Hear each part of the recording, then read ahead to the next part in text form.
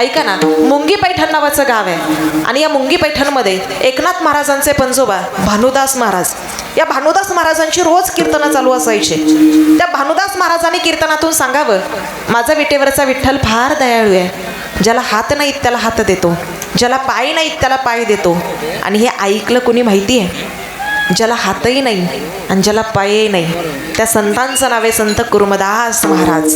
या कुर्मदास महाराजांनी ते ऐकलं आणि भानुदास महाराजांची प्रेरणा घेऊन कुर्मदास महाराज निघाले. कुठं? पंढरपूरला. जायचंय कुठून? मुंगी पैठणहून. बरं चालत जावं, चालायला पायी नाही, रांगावं, रांगण्याकरता हात नाही, लोटांगण घालत घालत जायचंय. बरं त्यावेळेला काय आत्तासारखा समृद्धी महामार्ग होता? आत्तासारखे काही सिमेंट कॉन्क्रीटचे रस्ते होते? आत्तासारखी काही डांबरी होती? नाही. पाऊल वाट आहे, खडे खोडे काटे कुटे सगळं शरीराला टोचणार आहे. पण निघाले कुर्मदास महाराज. का? माझ्या भानुदास महाराजांनी सांगितले, विटेवरचा विठ्ठल दयाळू आहे, ज्याला हात नाहीत त्याला हात देतो, ज्याला पाय नाहीत त्याला पाय देतो. निघाले दादा भानुदास महाराजांची प्रेरणा घेऊन. देह गोळामोळा करायचा, पलटी टाकायचा, गोळामोळा करायचा, पलटी टाकायचा. दादा शरीराने त्या गोळा करून पलटी टाकत असताना एखादा खडा शरीराला रोतायचा आणि अनंत यातना शरीराला व्हायच्या. एखादा काटा शरीरामध्ये टोचायचा आणि रक्ताची चिळकांडी बाहेर पडायची. कुणी जर मुखामध्ये अन्नाचा घास घातला तर जेवायला मिळायचं, नाही तर तसंच उपाशी तपाशी राहायचं. कुणी जर पाणी पाजलं तर पोटामध्ये पाणी जायचं, अन्यथा तसंच तहानलेलं राहायचं. आमच्या दिंडीचे अनुभव फार चांगले असतात. आमच्या दिंडीमध्ये लोक सहज बोलून जातात, चपात्याला जरा तेल जास्त लाव, पैसे कमी देतो का आम्ही?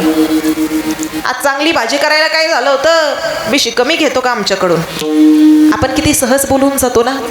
पण कुर्मदास महाराज, घातला कोणी मुखामध्ये घास तर पोटामध्ये अन्न पडायचं, पाजलं कोणी पाणी तर ते पाणी त्यांना प्यायला मिळायचं, अन्यथा तसेच ते कुर्मदास महाराज देह गोळामोळा करायचे, पलटी टाकायचे, गोळामोळा करायचे, पलटी टाकायचे.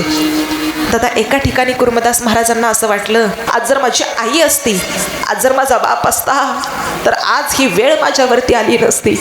दादा कुर्मदास महाराज निघाले देह गोळामोळा करायचा, पलटी टाकायचा, गोळामोळा करायचा, पलटी टाकायचा. वाटेमध्ये जात असताना लहुळ नावाचं स्टेशन आलं आणि त्या लहुळ नावाचं स्टेशन सोलापूर जिल्ह्यामध्ये लहुळ नावाचं स्टेशन आहे. त्या लहुळच्या स्टेशनपर्यंत गेल्यानंतर शरीर पुढं रेटाच देईना. किती प्रयत्न केला, पोटामध्ये अन्न नाही, पाणी नाही, वरून ऊन रखरखतंय. त्या अवस्थेमध्ये तसाच काळकुट्ट पडलेला तो देह पडला. तर कुर्मदास महाराज जिथं पडले होते, योगायोगानं एक बाजूनं दिंडी चाललेली. त्या कुर्मदास महाराजांनी एका वारकऱ्याला आवाज दिला, वारकरी बाबा. टाळांच्या आवाजामुळे वारकऱ्याला आवाजच जाईना. पुन्हा एकदा सगळा प्राण एकवटला आणि पुन्हा आवाज दिला, हो वारकरी बाबा. आता मात्र शेवटच्या वारकऱ्यापर्यंत आवाज गेला आणि त्या वारकऱ्यानं मागं वळून बघितलं. आजूबाजूला पाहतोय, कुठंच कुणी दिसना. दिसलंच कसं? वणक्यासारखा काळकुट्ट पडलेला तो देह. हात करावं तर हात नाही, तिथवर कसं बसं पायी चालत जावं तर पाय सुद्धा नाही. पुन्हा आवाज दिला, बाबा आवाजाच्या दिशेनं या, इकडे आहे मी. जसा तो वारकरी बाबा जवळ आल्यानंतर विचारलं, कोण आपण आणि काय प्रयोजन आहे? मी कुर्मदास मुंगी पैठणहून आलोय आणि पंढरपूरला जायचंय. माझ्या भानुदास महाराजांनी सांगितलंय, विटेवरचा विठ्ठल फार दयाळू आहे, ज्याला हात नाहीत त्याला हात देतो, ज्याला पाय नाहीत त्याला पाय देतो.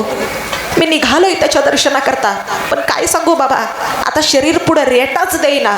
फक्त एक काम करा, माझा एक निरोप त्या पांडुरंगापर्यंत घेऊन जा आणि सांगा, देवा तुमचा एक भक्त त्या लहुळीच्या स्टेशनवरती प्राणकंठाशी आणून तुमची वाट बघत बसलेला आहे. एवढा फक्त निरोप माझ्या भगवंताला द्या. त्या वारकऱ्यानं विचार केला, म्हणे एवढी वर्ष झालो पंढरीची वारी करतोय, पण आजपर्यंत इतका निष्ठावंत भक्त दुसरा कोणता पाहिला नाही. दादा पळत सुटले ते वारकरी. पांडुरंगाला जाऊन सांगितलं, देवा त्या लहुळच्या स्टेशनवरती एक भक्त प्राणकंठाशी आणून तुमची वाट पाहतोय, देवा धावा, गरज आहे त्याला तुमची. दादा पांडुरंग परमात्मा इतका धावला, देवाने गरुडाला सुद्धा पाठीमागं टाकलं. आणि परमात्मा आल्याच्या नंतर कुर्मदास महाराजांच्या समोर येऊन उभे राहिले आणि आवाज दिला, कुर्मदासा डोळे उघड, आलोय मी. त्या कुर्मदासांनी डोळे उघडले. ते कुर्मदास महाराज सांगतात, देवा काय माझं दुर्भाग्य आहे, आज जगाचा बाप मला भेटायला आलाय, पण मी तुमच्याकरता हात नाही जोडू शकत. आज जगाचा बाप मला भेटायला आला, पण साधं तुमच्यापर्यंत मी पायी चालत नाही येऊ शकत. देवा या ना तुम्ही माझ्याजवळ. जसे भगवंत जवळ आले, खाली बसले. जशी एखादी आई आपल्या लेकराला मांडीवरती घेते, असं त्या कुर्मदासांना भगवंतांनी असं मांडीवरती घेतलं आणि स्वतःच्या शेल्याने अंगाला लागलेले दगड पुसून काढले आणि विचारलं, कुर्मदासा माग आता तुला काय हवंय? या कुर्मदासांनी सांगितलं, देवा जगाच्या मांडीवरती मला डोकं ठेवायचं भाग्य मिळालं, यापेक्षा अजून दुसरं काय देवाला मागावं? आणि कुर्मदास महाराजांनी चित्त निर्मळ केलं, म्हणून पांडुरंग परमात्मा लहुळीच्या स्टेशनवरती त्यांना भेटायला आला. आपण जर आपलं चित्त निर्मळ केलं तर आपल्या अंतकरणामध्ये असलेला आपल्याला कळायचा नाही का? आणि असलेला कळावा याच्याकरता चित्त निर्मळ करायचंय. म्हणून तुकोबाराया सांगतात, तुका म्हणे चित्त करावे निर्मळ, येऊनी गोपाळ राहे तेथे विठ्ठल विठ्ठल.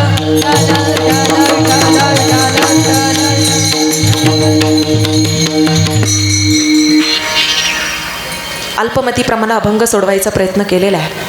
कीर्तनाची सुद्धा वेळ होत आलेली आहे. खऱ्या अर्थानं या हनुमान महाराजांच्या आणि रोकडेश्वर महाराजांच्या यात्रेनिमित्त चालू असणारा हा अखंड हरिनाम सप्ताह आणि आजची असणारी दुसऱ्या दिवसाची सेवा ही माझ्यासारख्या अल्पज्ञानी पामाराच्या वाट्याला आली.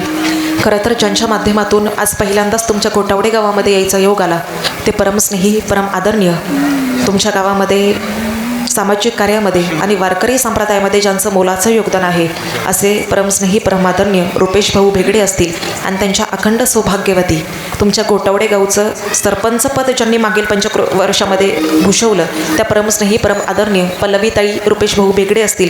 या दोघांनाही मनपूर्वक धन्यवाद देते. अतिशय सुंदर वातावरण आहे. आपणही मोठ्या संख्येनं कीर्तनाकरता उपस्थित राहिलेला आहात. खरं तर या ठिकाणी पेटीची गोड साथ करणारे बाबा तुम्हालाही मनपूर्वक धन्यवाद देते. पखवाजाची साथ करणारे दोनही महाराज तुम्हालाही मनपूर्वक धन्यवाद. आमचे सगळे गायक मंडळी ताई आज गायनाकरता उभ्या आहेत, तुम्हालाही मनपूर्वक धन्यवाद देते. खरं तर हे पुढील आपल्या उज्ज्वल भारताचं भविष्य आहे. अशा मुलांनी कीर्तनामध्ये टाळ घेऊन किंवा गायनाकरता उभं राहणं हे आजच्या काळाची खूप मोठी गरज आहे. ताई तुम्हालाही मनपूर्वक धन्यवाद देते. ताई होत्या गायला, तुम्हालाही मनपूर्वक धन्यवाद. वा हरिपाठ तुम्ही सगळ्यांनी केला, काय गोड आहे. नाहीतर आपण थोडंसं बाहेर गेल्यानंतर आळंदीची मुलं बोलवल्याशिवाय आपल्या गावचा हरिपाठ आणि आपल्या गावचा सप्ताह होत नाही. पण मला असं वाटतं की इथं आळंदीमधलं नसावं कोणी, उभं राहिलेली सगळी गावकरी मंडळी आहेत, म्हणजे गावातले लोक एकत्रित येऊन परमार्थ करतात, यापेक्षा मोठी गोष्ट दुसरी कोणती असू शकते? अशीच तुमची उत्तरोत्तर प्रगती होत राहो, अशा सदिच्छा शुभेच्छा तुम्हाला देते. सगळीच गायक मंडळी सर्वांना मनपूर्वक धन्यवाद. टाळ घेऊन उभा असणारे सगळी पुरुष मंडळी असतील, सगळ्या माता भगिनी असतील, तुम्हाही सर्वांना मनपूर्वक धन्यवाद देते. विनेकरी ताई असतील आणि सगळ्यात महत्त्वाचं अतिशय गोड साऊंड सिस्टीम. दादा तुम्हाला सांगायलाच लागलं नाही कुठं कसा आवाज द्या, इतका गोड आवाज तुम्ही संपूर्ण कीर्तनामध्ये दिला. तुमची सुद्धा उत्तरोत्तर प्रगती होत राहो अशी मी हनुमान महाराजांच्या चरणी प्रार्थना करते. आणि या ठिकाणी आळंदीहून माझ्यासोबत आलेले वैष्णव कीर्तनकार यूट्यूब चॅनलचे सर्व आदरणीय अनिकेत दादा या ठिकाणी आहेत. आज झालेले कीर्तन जर तुम्हाला परत बघायचं असेल तर वैष्णव कीर्तनकार या यूट्यूब चॅनलला जाऊन तुम्ही आजचं कीर्तन पाहू शकता.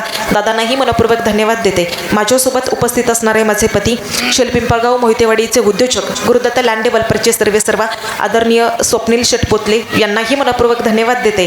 आणि झालेली सेवा हनुमान महाराजांच्या चरणाशी, रोकडेश्वर महाराजांच्या चरणाशी, छत्रपती शिवरायांच्या धर्मवीर छत्रपती संभाजी महाराजांच्या चरणाशी आणि तुम्हा सर्व माईबापांच्या चरणाशी समर्पित करून आजच्या सेवेला पूर्णविराम. ज्ञानेश्वर